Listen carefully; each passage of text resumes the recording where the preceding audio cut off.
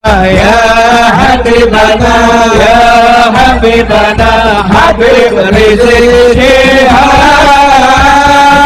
Ya Syekhana, ya Syekhana, Imamul Ummah. Antum waliyuna, antum habibuna, antum syafi'una, Imamul Ummah. Ya Habibana, ya Habibana, Habib Rizik Syihab. Ya Syekhana, ya Syekhana, Imamul Ummah.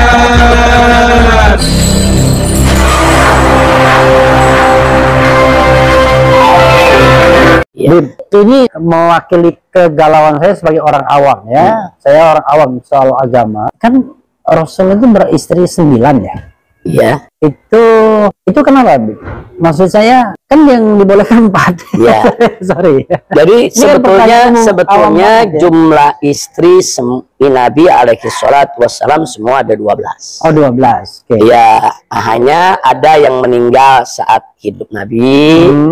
Ada yang ditinggalkan oleh Nabi menjadi janda. Asik. Iya, jadi yang kalau yang Nabi nikahi itu ada 12. Oke. Yang ditinggal mati oleh Nabi ada 9. Oke. Nah, berarti kan yang lain meninggal pada saat Nabi masih hidup. Oke. Terus ada catatan juga pada saat Nabi memperistri Khadijah sampai wafatnya Khadijah, Nabi itu melakukan monogami. Monogami, oke. Nah, jangan lupa tuh love story-nya Nabi dengan Siti Khadijah radhiyallahu anha yang luar biasa. Iya. Nah, kemudian begitu masuk fase berikutnya sepeninggalnya Khadijah, ini ada nama-nama istri Nabi ini kita tulis. Oke. Yang ini nih di sana Khadijah ya. Oh, Khadijah. Nah, ini yang kedua nih. Begitu Khadijah meninggal, Nabi kawin dengan Siti Saudah. Siti Saudah. Sayyidah Saudah. Habis Saudah baru Aisyah. Aisyah. Ya kan? Habis Aisyah baru Hafsah. Oke. Siti Aisyah putri Sayyidina Abu Bakar. Hafsah putri Sayyidina Umar. Kemudian berikutnya ada Zainab binti Khuzaimah. Itu. Ya, jadi yang keberapa tuh? Yang 1, 2, 3, 4, 5 ya. Iya. Yang keenamnya Ummu Salamah. Ummu Salamah. Nah, habis Ummu Salamah yang berikutnya lagi tuh ada Zainab lagi. Zainab binti Jahash.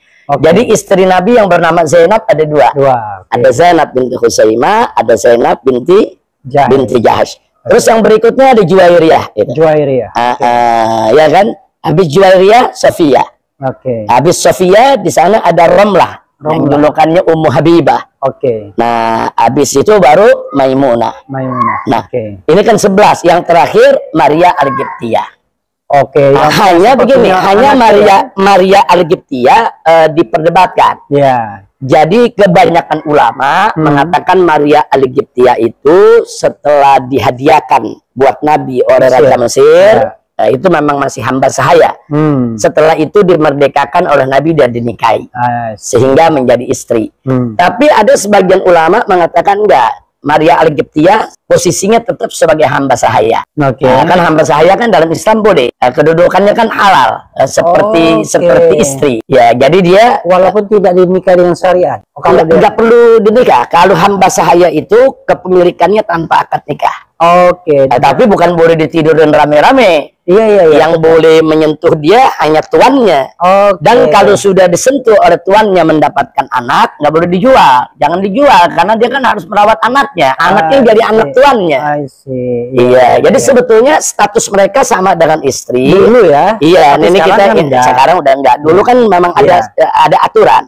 Ada aturan seperti itu. Jadi bedanya kalau istri halal lewat akad nikah. Kalau hamba sahaya halal lewat kepemilikan. Dirinya dimiliki oleh tuannya. Tapi ada aturan-aturan yang nggak boleh disembarangi. Nah, jadi bagi mereka yang melihat Maria Al-Qibtiyah ini hamba sahaya, berarti istri Nabi cuma 11. Ya kan?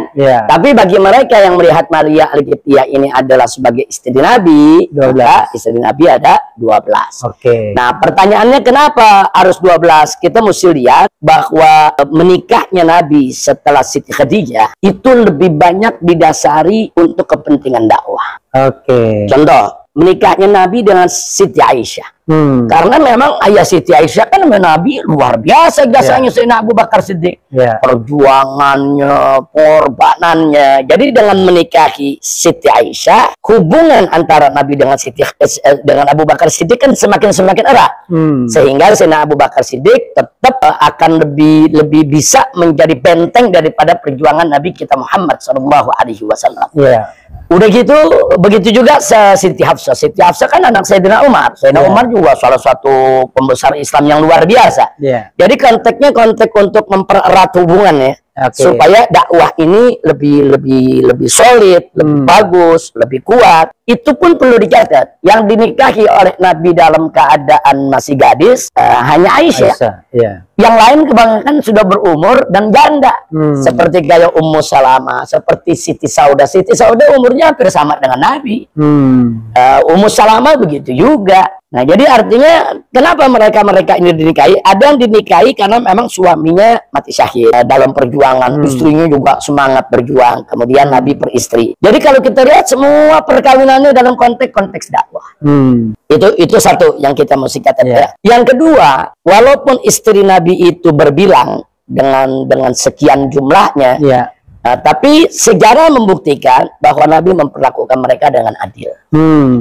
Nah, jadi kalau dengan Sayyidah Khadijah Nabi menjalankan monogami, nah, sementara setelah itu Nabi menjalankan poligami. Nabi mendidik umatnya poligami begini loh, jangan cuman fokus kepada urusan syahwat aja, tapi poligami itu lebih diarahkan kepada penegakan keadilan, supaya perempuan-perempuan tadi diperlakukan dengan adil, bagaimana berbagi dengan mereka, dan bagaimana perkawinan itu manfaat untuk dakwah. Kan itu yang dicontohkan oleh Nabi. Nah, cuman memang sayang di zaman sekarang banyak orang ngambil poligaminya, nggak ngambil adilnya. Nah, ini kan yang jadi persoalan. Nanti akhirnya syariat Islam yang tertuduh. Ngambil poligaminya, tapi lebih cenderung kepada urusan syahwatnya, bukan urusan dakwahnya. Nah, itu yang kita syariatkan. Poligami disyariatkan oleh Islam. Tapi kita minta mereka yang berpoligami, tolonglah bagaimana berpoligami itu, satu, mengedepankan dakwahnya, dan dua, tunjukkan bagaimana cara bersikap adilnya di antara istri-istri tadi. Jumlahnya kenapa 12? Jumlah di sini perlu kita ketahui bahwa untuk Nabi alaihi salatu wassalam memang Allah yang izinkan untuk 12. Tapi untuk umatnya memang Allah larang. Nah, dalam Al-Quran Allah nyatakan fankihu matawabalakum minan nisa masna wa thulas wa ruba. Jadi silakan kau nikahi perempuan-perempuan yang kau sukai, kata Allah dalam Al-Quran, yaitu 2, 3, atau 4. Artinya Allah yang membatasi.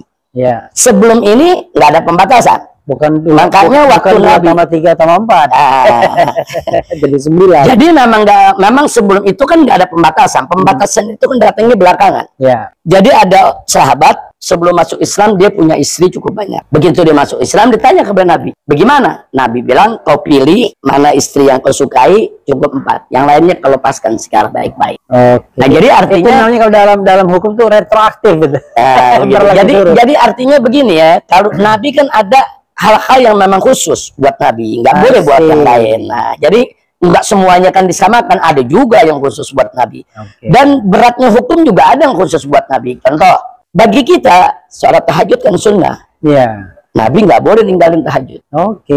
Bagi kita sholat tahajud sunnah, ninggalin tahajud kita kan nggak apa-apa. Tapi bagi seorang Nabi ninggalin tahajud ditegur sama Allah. Nah, jadi tahajud itu bagi Nabi itu seperti kewajiban gitu, di samping sholat 5 waktu. Begitu juga kurban setiap tahun. Bagi kita kan sunnah. Tapi bagi Nabi wajib. Jadi Nabi sendiri mengatakan ini wajib atasku, tapi nggak wajib buat umatku.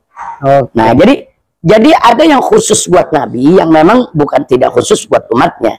Tapi jangan melulu kita berpikir, oh ini enak, Nabi kok istri bisa 9, cuman dilihat soal perkawinannya. Dia nggak lihat soal lain, beban-beban yang diberikan oleh Allah kepada Nabi yang jauh lebih berat daripada umatnya. Nah, jadi kalau kita melihat siapa Nabi dan bagaimana aturan Islam, kita mesti lihat secara komprehensif.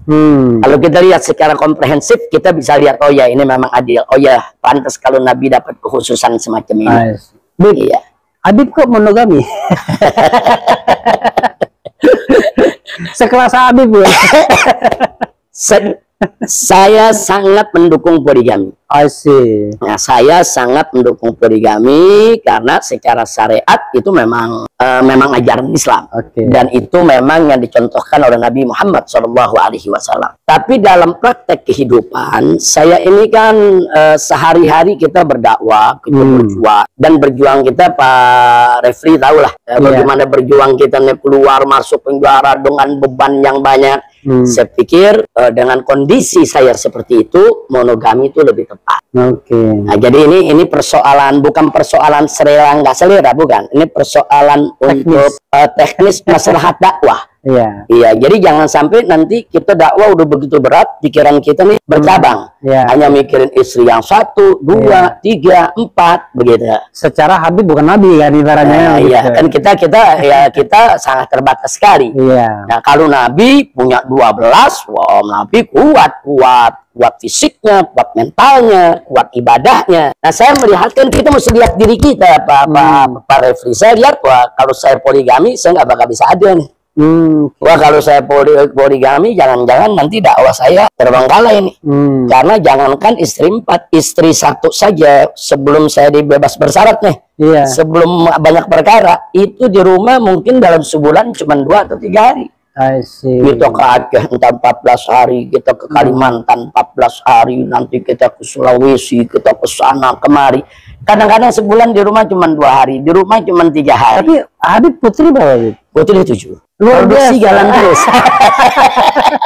Jadi sebulan 2-3 hari tapi produksi jalan terus. Jalan terus. Sekarang udah punya putri. 7 itu putri semua ya? Putri semua. Dari 7 itu yang sudah menikah 5. Luar biasa. Iya, kita saat ini alhamdulillah Allah kasih amanat, kita saat ini sudah punya cucu 9. Allah. Dan sebentar lagi 12. Anak 3 lagi hamil. Jadi soal monogami poligami itu bukan soal selera suka nggak suka, bukan. Kalau bicara syariat, poligami adalah syariat Islam. Siapapun harus terima itu, mau laki-laki mau perempuan, dia harus terima, itu memang aturan Allah. Nah, soal orang mau jalankan nggak jalankan kan memang nggak diwajibkan orang juga untuk berpoligami. Nah, tapi kalau saya diharamkan, jangan diharamkan. Tapi bisa jadi poligami bisa menjadi haram kalau niatnya untuk menzolimi. Kalau niatnya untuk menzolimi, kalau memang sudah ada niat dari awal nggak mau bersikap adil. Monogami juga haram juga kalau niatnya nggak benar. Betul. Jadi sebetulnya intinya mau monogami mau poligami, bagaimana kita al-mu'asyarah, yaitu kita memperlakukan istri dengan sebaik-baik. Jadi tolong istri-istri dengarkan ya. Karena Nabi mengatakan begini dalam satu hadis, khairukum li ahlikum. Di hadis yang lain, khairukum li nisaikum. Artinya orang yang terbaik di antara kamu adalah orang yang terbaik perlakuannya kepada keluarganya. Dia yang riwayat yang satu, orang yang terbaik di antara kamu adalah orang yang terbaik